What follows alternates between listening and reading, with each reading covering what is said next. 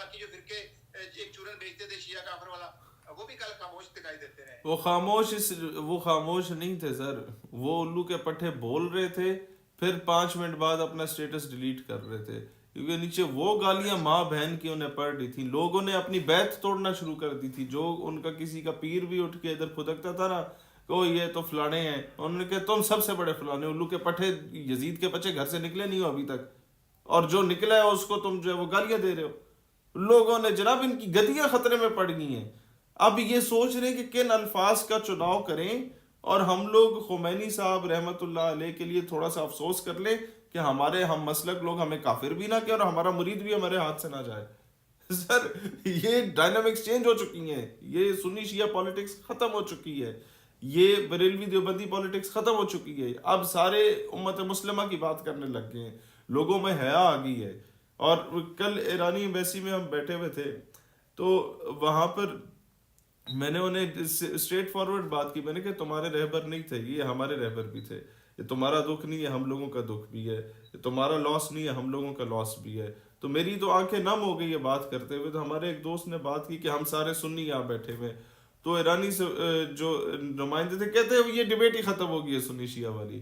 کہتے ہیں اب آپ کو بتانے کی ضرورت نہیں ہے، آپ سنی ہے، شیعہ ہے، فلانا ہے، ڈمکانا ہے. یہ ڈبیٹ ختم ہو چکی ہے کہ ہم سنی ہے تو آپ سے اظہار یکجہتی کر رہے ہیں. کہتے ہیں اب آپ پہلے جو کرتے تھے وہ فارمیلٹی تھی، اب ہمیں پتہ ہے کہ آپ دل سے ہمیں چاہتے ہیں. پہلے ایک ڈپلومیٹک لینگویج ہوتی تھی، اب وہ ختم ہو چکی ہے. اب ہم اس سے بڑی کوئی قربانی نہیں دے سکتے کہ اپنا رہبر ہم نے آپ کو لا کے پیش کر دیا کہ یہ لو بھائی شہید کر دیا. اب تو آنکھیں کھول لو.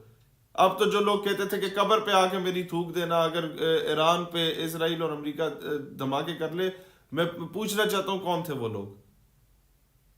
نہیں وہ ویڈیو کال پکچر آئی ہے، وہ تھوک نہیں ہے، وہ موت دینا تھا. بھلے چلے ابھی پی این پی جو نظریاتی پارٹی میں نے دیکھا آپ نے جس نظریے پہ جماعت بنائی آپ اسی پر ابھی تک قائم ہیں، چل رہے ہیں. پی این پی کے چیئرمین شہید سیالوی صاحب ہیں، آئیے ان سے بات کرتے ہیں. اور اس وقت جو خطے کی صورتحال بنی ہوئی ہے اس میں پاکستان بہت اہمیت اختیار کر چکا ہے، اس پر بھی بات کریں گے. دوسرا جب ہم دیکھ رہے ہیں کہ ایران اسرائیل اور امریکہ کی جنگ جو ہے وہ دن بدن اب بڑھتی جائے گی، اب کوئی بھی ہار ماننے کو تیار نہیں ہے، اس پر بھی بات کریں گے. شہید سیالوی صاحب آپ کا بہت شکریہ. جزاک اللہ. سر پروگرام کا آغاز میں پاکستان کے حالات سے کروں گا. سر ہماری اسٹیبلشمنٹ اب کیا سوچ رہی ہے، کیونکہ بہت زیادہ اس وقت ہمارے اوپر دباؤ آ چکا ہے. ایک تو یہ ہے کہ سعودی عرب کو کسی حد تک ایرانی مسائل سے بچایا گیا ہے، اس میں پاکستان کا کتنا کردار ہے. اور اس کے بعد اگر ہم دیکھتے ہیں تو ہمیں کیا فیصلہ کرنا ہے، کیونکہ ہم نے دیکھا آج تک ہماری اسٹیبلشمنٹ یا ہمارے حکمران ہومیوپیتھک فیصلے کرتے ہیں، کوئی کہ ہماری پالیسی کیا ہے. دیکھیں ابھی تک اگر تو ہم کمپیئر کریں نا پاکستان کی اسٹیٹمنٹ کو دیگر برادر اسلامی ممالک کی اسٹیٹمنٹ سے، 56 اسلامی ممالک، 55 بلکہ، ایک تو پاکستان ایک ایران ہو گیا، باقی 55، اور ساتھ ہی کمپیئر کریں دنیا کے باقی 200 ممالک سے، تو اس وقت ایران کے حق میں اگر سب سے بہترین اسٹیٹمنٹس کہیں سے آئی ہیں تو پاکستان سے آئی ہیں. اگر تو آپ کہتے ہیں نا لیبنان سے یا حوثیوں سے آئی ہے تو وہ اسٹیٹ کو ریپرزینٹ نہیں کر رہے، وہ اپنے اپنے گروپس کو ریپرزینٹ کر رہے ہیں. حزب اللہ ہو گئے یا انصار ہو گیا، حوثی قبائل ہو گئے، یا حماس ہو گیا، وہ پورے وہ گورنمنٹ سٹرکچرز نہیں ہیں. تو پاکستان ایز اے گورنمنٹ تمام اسلامی ممالک میں سب سے اچھا سٹینس رکھا ہے، اور ایز اے گورنمنٹ تمام دنیا میں سب سے اچھا سٹینس رکھا. پھر مڈل ایسٹ میں ایک جو لڑائی تھی، آپسی جنگ جو تھی، وہ جو 4-5 دن تک ابھی تک رکی ہوئی ہے، ون سائیڈڈ ہی صرف چل رہی ہے، اس میں بھی پاکستان کا بہت اہم اور کلیدی کردار ہے. اور پھر بھی میں بینگ اے پاکستانی شہری، اس کے باوجود اپنی گورنمنٹ سے میرا گلہ یہ ہے کہ آپ ایک نیوکلیئر اسٹیٹ ہیں اور آپ مسلمانوں کے امریکہ ہیں، ایک قسم کی یہاں کی سپر پاور ہیں. تو آپ کا کام وہ مفاہمت مصالحت سے ذرا بڑھ کے بڑے بھائی والا کردار ہونا چاہیے تھا کہ تمہاری جرت کیسے ہوئی ہے میرے پڑوسی برادر اسلامی ملک پہ حملہ کرو، تم نے مجھے اعتماد میں کیوں نہیں لیا، تم لوگوں نے کیوں ایسا کیا. اور ہماری ٹویٹس میں کہیں بھی اسرائیل اور امریکہ کا نام تک نہیں لیا آفیشلز نے. اس چیز پہ مجھے ہمیشہ گلا رہے گا کہ آپ ایک طرف تو کہہ رہے ہیں کہ بھائی آپ پہ ظلم ہوا، بڑا غلط ہوا، لیکن سر آپ یہ نہیں بتا رہے کہ جس شیطان نے، جس الو کے پٹھے نے ظلم کیا وہ کون ہے. کیونکہ ہم نے ایک جو ڈپلومیسی کے نام پہ ہم لوگ بیوقوفی کر رہے ہیں، جس پہ پوری دنیا کل کو ہم پہ ہنسے گی، وہ یہ ہے کہ ہم اس کو کہتے ہیں اے مارے گا بی کو، ہم کہتے ہیں اے میں تمہارے ساتھ ہوں، پھر میں بی کو کال کروں گا بی میں تمہارے ساتھ بھی ہوں، پھر بی سی کو مارے گا، میں سی کو بولوں گا سی میں تمہارے ساتھ بھی ہوں. زیڈ تک کوئی ایک ایسا ملک نہیں ہوگا جسے میں نے یہ نہ کہا کہ میں تمہارے ساتھ نہیں ہوں، میں تم سب کے ساتھ ہوں. تو وہ سارے ذرا پریشان ہو جائیں گے کہ یار تم کہنا کیا چاہتے ہو. تو یہ تھوڑا سا معاملہ ہے کہ ہم سارے برادر اسلامی ملکوں کو اعتماد، واضح پالیسی پھر بھی بہت بہتر ہے جی. باقی مسلمان جو ممالک کے ہیجڑے بیٹھے ہوئے ہیں نا اقتدار میں، ان سے بہت بہتر ہے. لیکن میں اس اسٹیٹ کو دیکھ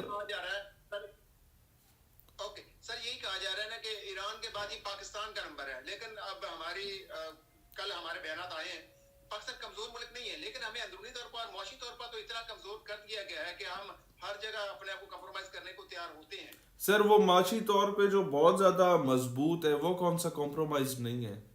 دبئی کیا ہے؟ ان کے پاس تو خیر نا، مجھے وہ متصم باللہ کا بیان یاد آ گیا نا، جب اس نے اللہ خان اس کو پکڑا تو اس نے کہا جی یہ دسترخوان کی جگہ اس نے ہیرے جواہرات رکھ دیے نا. اس نے کہا جی آپ نے فوجیں تیار کرنی تھی نا، تو عربوں نے تو بربادی اپنے ہاتھوں سے لکھی، انہوں نے اپنی عیاشی میں وقت لگا دیا. خیر ہم نے تو اپنا دفاع مضبوط کیے رکھا، لیکن جو آپ نے ابھی بات کی کہ ہمیں اپنے آپ اپنے جو قد کے مطابق ہمیں فیصلے کرنے ہیں، قد کے مطابق فیصلے کرنے ہیں، ہم نے کہیں ایک سائڈ پہ لگنا ہے. یہ چیز میں یہی کہنا چاہ رہا ہوں. تھوڑا سا میں یہ عرض کرنا چاہوں کہ معیشت تو مضبوط تھی قطر کی، 2.5 میزائلوں کی مار رہا ہے. دبئی جو کہتا ہے کہ it is the safest heaven on earth, اور پوری دنیا آتی تھی حبیبی کم ٹو دبئی کا نعرہ لگا کے. وہ دبئی آج اس کا ایئرپورٹ آپ دیکھیں، وہاں پاؤں رکھنے کی جگہ نہیں ہے. لوگ گالیاں دے رہے ہیں کہ الو کے پٹھو نکالو ہمیں اپنے ملک سے. یہ کون سا سیفسٹ ملک ہے کہ تم لوگ 4 میزائلوں کی آگے ڈھیر ہو گئے ہو، تم لوگ اپنا دفاع نہیں کر پائے.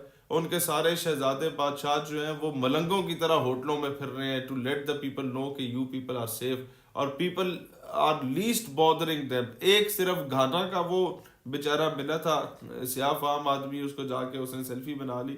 انگریز تو منہ نہیں اٹھا کے ان کی طرف دیکھ رہے ہیں کہ تمہارے چہروں پہ پھٹکار پڑی ہوئی ہے، ہم یہاں پر اپنی عیشی کے لیے آتے، تم لوگوں نے وہ بھی ہمیں نہیں کرنے دی. اور دنیا کا اربوں ڈالر دبئی میں ڈوب رہا ہے. تو یہ تو ان کو اندازہ ہو گیا کہ اپنا دفاع جب آپ ٹھیکے پہ دیتے ہیں تو آپ کو یہ ملتا ہے ان ریٹرن. جہاں تک بات پاکستان کی ہے سر، مسئلہ یہ ہے کہ اب یہ وہ کام ہے جو بہت پہلے کر لینے چاہیے تھے. مسلمانوں کو اعتماد میں لینا چاہیے تھا، مسلمانوں کو کیا کہتے ہیں اپنا دفاع دینا چاہیے تھا، ان سے پیسہ لینا چاہیے تھا، ان سے تیل لینا چاہیے تھا، اور اپنے قرضے ختم کرانے چاہیے تھے. یہ 3 سال پہلے سے کام شروع ہوتا تو ایران تو دور کی بات ہے، غزہ میں جو کچھ ہو رہا ہے وہ بھی نہ ہوتا ابھی. اچھا شہید صاحب، آپ بڑے ناقد رہے ہیں، میں نے دیکھا ہے کہ اوور آل پاکستان کی جو صورتحال ہے اس کے اوپر بھی آپ کھل کر بولتے ہیں. کیا یہ ضروری نہیں تھا کہ او آئی سی کے جب سابقہ ادوار میں اجلاس ہوتے رہے ہیں، ایران تیاری کرتا رہا امام مہدی کے لیے، اور لیکن باقی مسلم ممالک نے آنکھیں بند کیے رکھی اور آج اس کا خمیازہ بھگت بھی رہے ہیں. جب غزہ میں تباہی بربادی ہو رہی تھی تو کوئی ملک سامنے کھل کر نہیں آیا تھا. آپ تو اپنے طور پر بیانات دیتے رہے جتنی آپ کی سکت تھی. اب آپ کی ایرانی سبھی سے ملاقات ہوئی ہے، کیا نظر آ رہا ہے یہ جنگ ابھی لمبی چلے گی، اور کیا مسلمان یہاں پر اب متحد ہوتے ہوئے دکھائی دے رہے ہیں؟